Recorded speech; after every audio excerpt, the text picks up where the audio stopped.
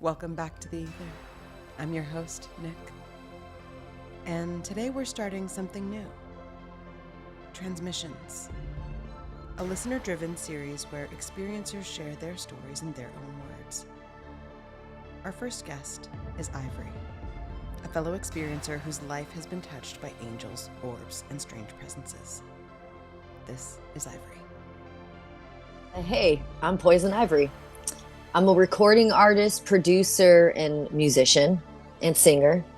And, I've written for some of your favorite artists, and I've even toured around the world and done some fun stuff. So, it's been a journey.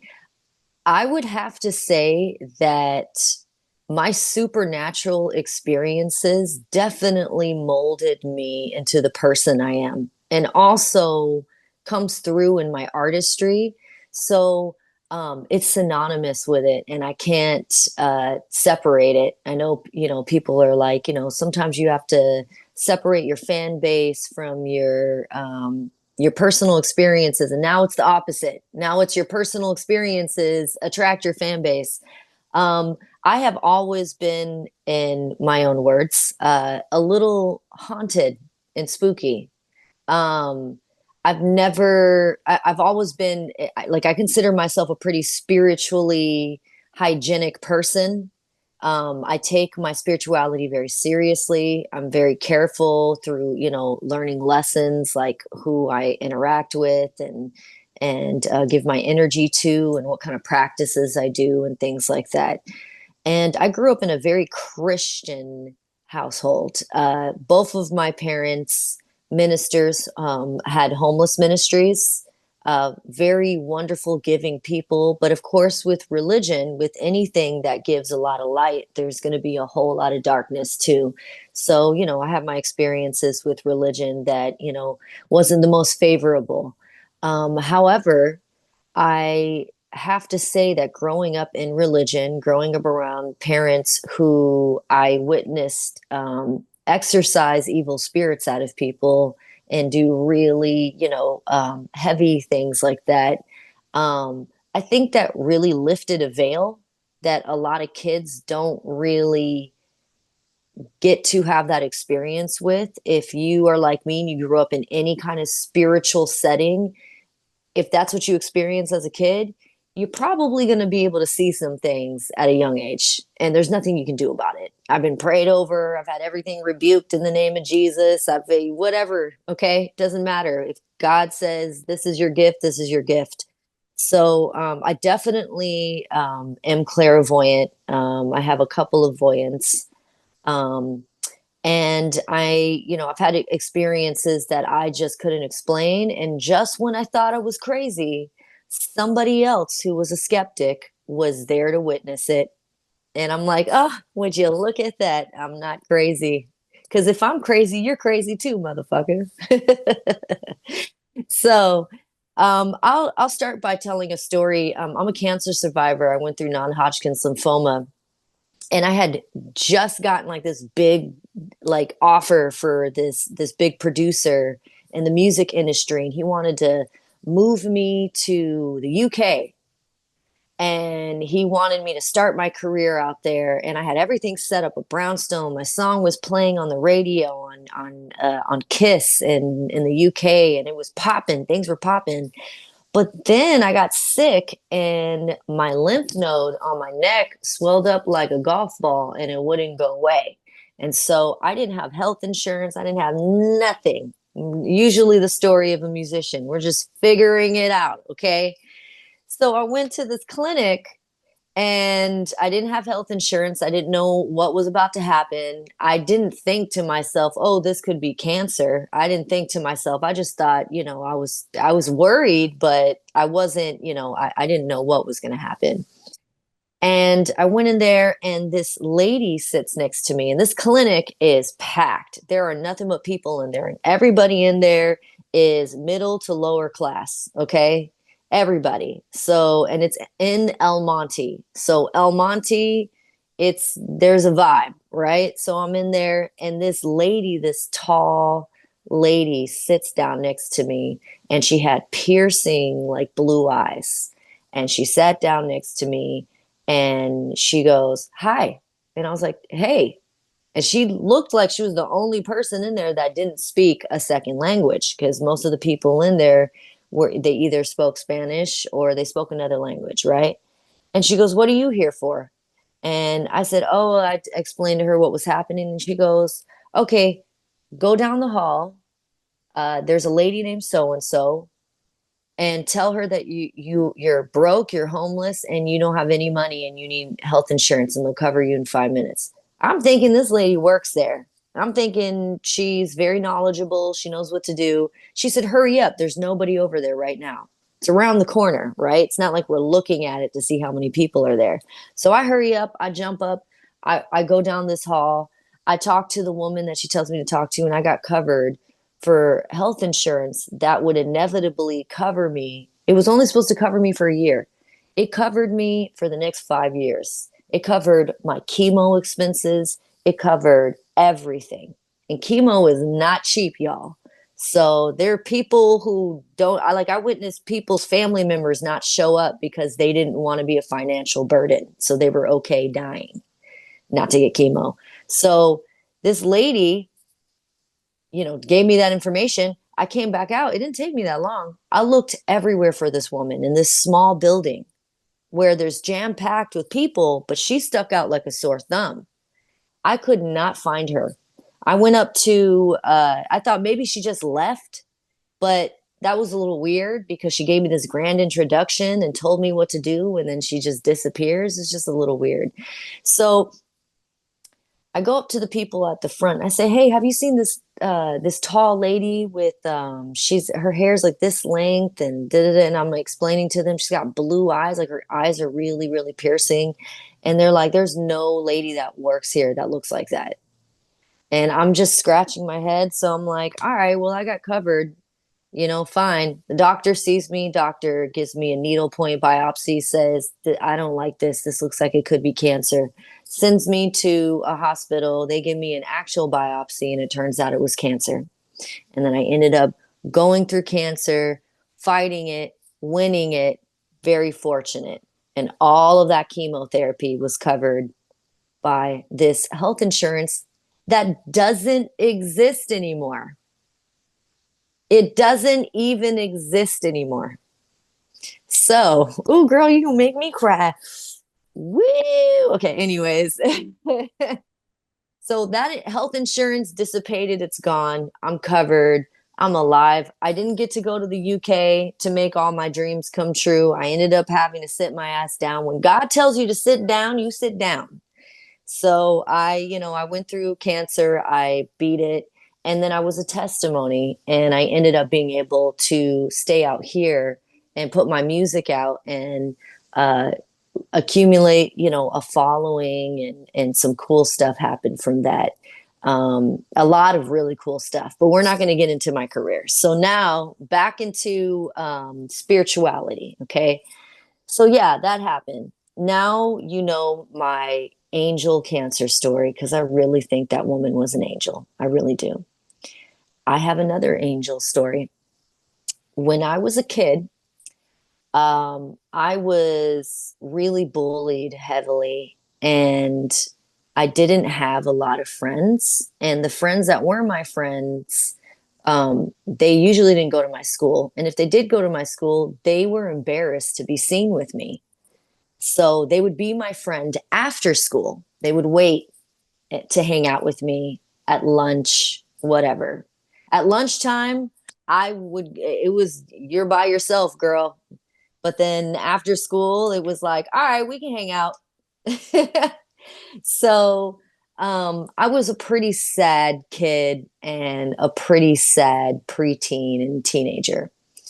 Um, One day I cried myself to sleep, and nobody was home. And I call this house the supernatural house. It's actually for sale on the market. I don't know if it got sold, but it's for sale for $1 million. And I think that this house is a portal. So that's another conversation. And they fixed it up. I had a lot of experiences in that house, and it was never the same. So, anyways, I was in this house. I used to hear all kinds of weird stuff in that house. I used to hear scratching on the wall, like an old phone ringing, and I would ignore everything because I didn't want anybody to think I was crazy. But none of my friends wanted to spend the night. Nobody wanted to spend the night at my house. Everybody was scared of my house. They're like, I don't want to stay at your house. I saw something run by. I don't like your house. It gives me the creeps. And they were right. It was haunted. And it had a covered up well in the backyard that was made out of brick and an old, like, what looked like an outdoor oven. So, yeah, it's pretty interesting. So, anyways, I cried myself to sleep as a kid. I was really sad. I felt lonely. And I woke up to someone hugging me. And I thought it was my mom. And turns out nobody was home. Not my mom, my dad, my brother, nobody. And as I opened my eyes, you know that Bible verse, a peace that surpasses all understanding? That's exactly what I felt. I felt peace, but like the spiritual peace that nothing could give you, but it felt supernatural. And so this peace felt like love and my mom's cookies and safety and all those things. And I heard like a giggle, but it wasn't a creepy giggle. It was like a sweet, like, silly girl, you're not alone giggle. And I felt someone hugging me, and I opened my eyes and I saw the outline because it was on the side of my bed. Like, imagine I'm laying down on the side of my bed in like fetal position. And I open my eyes and I see like what appears to be a person backing up, but they were a being of light. It was just a being. I'm getting chills right now. Look, I'm goose pimples. And they were a being of light. And then I heard the laugh. And then as I opened my eyes all the way to look to see what was happening, it faded away like a movie, like a special effect. It faded away. And yeah, that's just an experience I'll never forget. And it just made me feel like I had angels and like I wasn't alone. And, I didn't know what it was for many years. I wasn't sure. Is it Jesus? Is it grandma? Is it what is that? Is it my angel? Like, what is it? And years later, I was online and I was just looking up stuff and I went down a rabbit hole and it was people describing experiences with light beings. So I was like, what? And as these other people from around the world are describing their experience, they're describing exactly what I experienced and saw, a being of light. And apparently, this is what people say. I don't know what's true. We really don't know. It's okay to say we don't know. It's fine, guys. We don't have to explain everything. You want to know why? Because there's a famous quote, a man who knows everything knows nothing. Okay, so we're still figuring it out. So, but there is some explanations where people are saying that light beings appear when they're about to save your life or when they're comforting you because you're meant to help a lot of people. And so they want you to know that they're there and they're working through you. So that's very interesting. So that is my other angel story. Another angel story, because I have tons of creepy, dark stories too. I got those too. I got a lot of those. Another angel story is one time in the same house, I was being really creative and I was making cookies and writing music, and I forgot about the cookies in the oven. We had an old school oven. You had to shut it off manually. I forgot about it. And I was probably high, I'm pretty sure. Probably smoked a joint. I don't know what happened. And black smoke just started like pouring into my room. And I was like, fuck. And I ran into the kitchen because for smoke to enter my room is far because the kitchen was on the other side of the house. So I ran into the kitchen expecting like everything to be on fire. And it wasn't. Something shut it off. and nobody was home. Nobody. And when I took the cookies out, they had stopped burning perfectly at a black crisp. They were just little black cookies. So they didn't catch fire. Whatever shut it off right in time. But the smoke had reached my room, and I opened all the windows, and I just remember like looking around the house. Like, I never felt alone in that house ever. And I was like, thank you, whoever you are. Thank you. So that's my other angel story. The angel saved me and my house from burning the whole damn thing down, from being stupid. So shout out to that angel. Cue creepy music in the background. Yeah.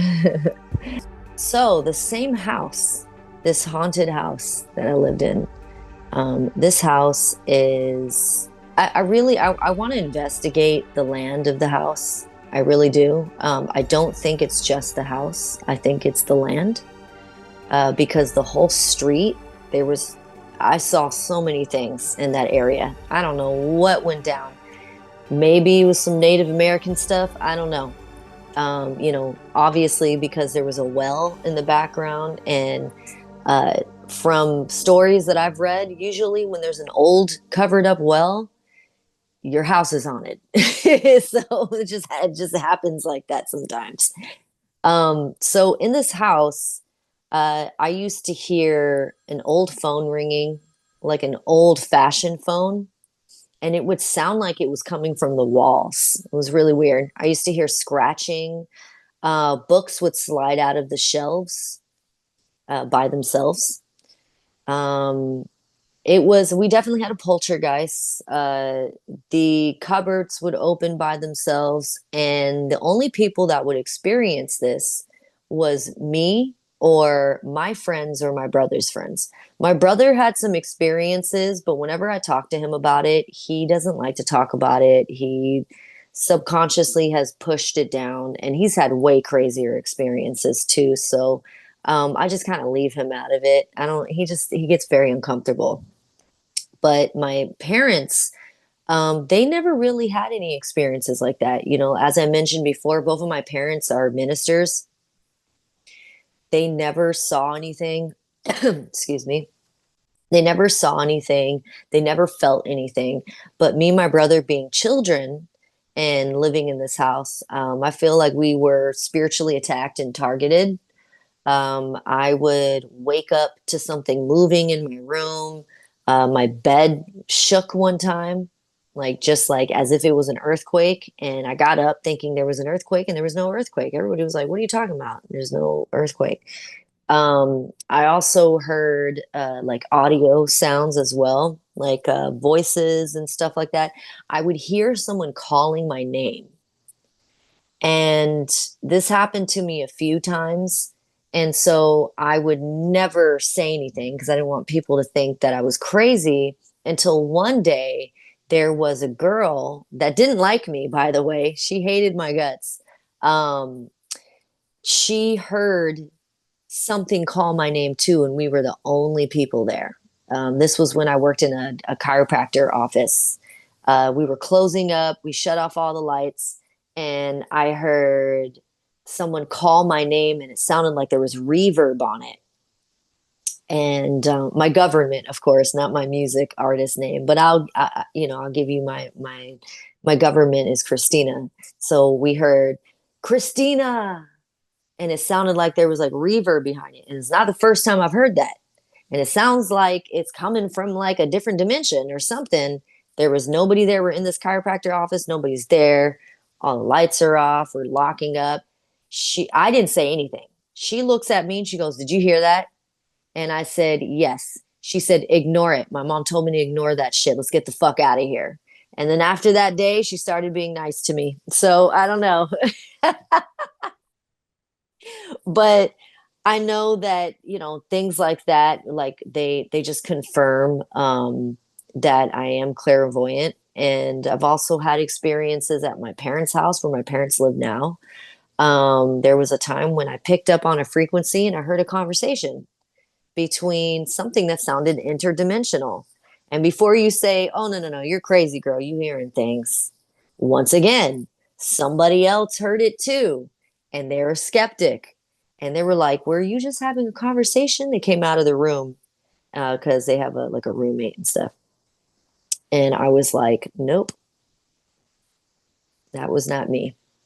There's nobody here. So also when I heard the two audible voices having a conversation, it was almost like I picked up on a radio frequency. And the first time I heard it, I ignored it and just kept doing what I was doing. And I just kept listening. And then I had paused, and then they stopped talking, whoever they are. And I was like, well, let me pretend like I don't hear it. So I kept going. And then the conversation kept going. And then I jokingly said, don't mind me. I don't understand what you're saying anyways. And then it stopped. So very interesting. Very interesting stuff. I've also seen things as well. I've seen apparitions and spirits. Like, for example, my parents, they live by a graveyard. Literally, there is a wall and then a graveyard right next to their house. I don't spend the night at their house. I've had a lot of sleep paralysis there. I woke up one time to what seemed to be the ghost of a cholo. And he was like, hey, yo, woke me up. Okay. And then I heard gunshots. And I think that I didn't see anything, but I think that the spirit of this man was showing me his death. And I think that he was shot. And I woke up and I saw like the outline of a person, and it was like a shadowy thing. And I rebuked it in the name of Jesus, and it left. Okay. And then I had in the same room, I had another experience where I felt sleep paralysis. I couldn't wake up. I was having a nightmare, and I rebuked it in the name of Jesus, woke up out of the dream and saw like a brown, muddy outline of a person, and kind of could see like eyebrows, like as if someone had drawn on their eyebrows. So I got the impression that the woman that had passed away was Mexican. And where my parents live, there's a lot of Mexican people, and the graveyard is filled with a lot of Mexican people. So that's just what I experienced. In the old house that I lived in, something would pull my hair, and also I was pushed. I woke up one time to something poking me really hard. So it was a very active spirits in that house. I think it was a portal. Another time I was on the phone with an ex-boyfriend of mine who is now we're friends. He's a cool guy. But anyways, before we ended up being in a relationship, we were friends first. And I was on the phone with him, and I asked him to pray with me because I pray with my friends. I pray. Okay. So I prayed with him, and right when we finished the prayer, I saw a giant green orb. It was like this big with a ghostly trail behind it float by my window slowly like this. It was bobbing up and down. And, before people go, oh, why didn't you take out your phone and take a picture? Well, I'm about to give away my age. We didn't have iPhones at that time.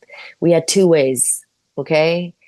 I look this good. I know. I have no explanation. I don't know what the fuck that was. I also would see things like run by. There was a sliding glass door in the back, and I switched rooms with my mom because first I had a peeping Tom. That wasn't fun. My brother's friend decided to slide up in our backyard and spy on me as a kid. Trauma. Anyways, so I switched rooms with my mom, and because the room that I switched with, the original room, had a sliding glass door, and I used to see things run by all the time. And it was fucking creepy. And it would be like a mist, like a white mist or a black mist. And then one day, my brothers well, it was two of my brother's close friends, Jameer and Mike, and it was my friend Sharda, and we're all in my room before I switched rooms with my mom, and they're waiting for my brother to get home from wherever he was at. It was already dark out. We're sitting in my room, and one of them was rolling a blunt, and we're talking, and then Mike goes, "Yo, something just ran by your window. Something white just ran by your window." And I said, "Oh, yeah, my house is haunted." And he was like, "What?" And I was like, so I got up, and we're kids, you know what I mean? Like they're teenagers. I'm a preteen. Okay. They're seniors in high school. You know, I'm a preteen. I get up and I open up the sliding glass door and I yelled out into the night of our backyard where the well is and all the creepy stuff. And I go, "Fuck you, ghost." And there's no houses back there. It's the LA River. That's it. Okay. All of a sudden, we all heard this demonic moan come from my backyard. It sounded like someone was in pain. It could have been a homeless person. Sure. It could have been a homeless person. But then after we heard the moan, we got scared and I slammed the door and locked it, and we all ran into my kitchen. Now, my kitchen had a door that had a window on it. And at the time, my mom was washing the curtain on the window. So there was just a window. The door started violently shaking. There was nobody outside. The whole door. As if something was trying to get in. And then that's when both of my brother's friends, and also I want to add that all of these people that I'm kicking it with are Black. And I think that matters because Black people do not lie when it comes to stuff like that. And they're all like, "What the fuck is going on at your guys' house?" So door starts shaking. Everybody gets riled up. Everyone's like, "I'm out." Right. And everyone was about to abandon me. Nobody's home. I'm going to be by myself in this haunted house. My parents are out of town. My brother hasn't gotten back from where he's gone. And I started crying. And so my friend Sharda was like, "Okay, fine, you can come with me back to my house," even though I didn't ask my mom permission. But this seems like an emergency, and I don't want to do that to you. So that's the house that I grew up in. That was one of the houses that I grew up in. Interestingly enough, this house was not old. It was not old. It was probably built in like the 80s, I want to say, maybe the 70s or the 80s. You know, since then, I've lived in a Victorian house, never had any paranormal experiences in the Victorian house. Not a one. Well, one, but that was it. It was the only paranormal experience I had in the Victorian house was me and my mom were arguing when the first 2 weeks we moved into that house. Me and my mom were arguing and the front door was open and a gust of wind from the inside blew out from the inside of the house and the door slammed shut as if something left. And then we later found out that the guy that was renting the home to us, his mother had died in the house of cancer. So I think her spirit left. She was like, "These people are fucking annoying," and she bounced. And that's what I think happened. And I never experienced anything in that house. And we lived there for years. But this house that I'm telling you about with the cookies and the angel hugging me and the poltergeist and all of those things, there's something to this house. And like I said, it's on the market. It's for sale. For $1 million. Imagine buying a house for $1 million and then finding out that it's like insanely haunted. I think that happens after great tragedy. Whatever that tragedy is, you just recluse and you mature and you realize that you don't need all the noise. And you get so comfortable in your own presence. And on that note, you've been listening to The Ether, giving form to the formless. You can find a link to Ivory's music in the show notes. I now affirm the sphere dissolved, and the transmission complete. So it is. If you've had a psychic, paranormal, or unexplained experience, you can call or text our listener line, The Void, at 323-332-1190. Follow us on Instagram at EtherPod, and join me at patreon.com/theetherpod. That's TheAetherPod for bonus episodes, guest interviews, ASMR, sound, tarot, and much more. This podcast has been brought to you by SpectreVision Radio. Theme music by Late Life, created, edited, and produced by Nicole Johnstone.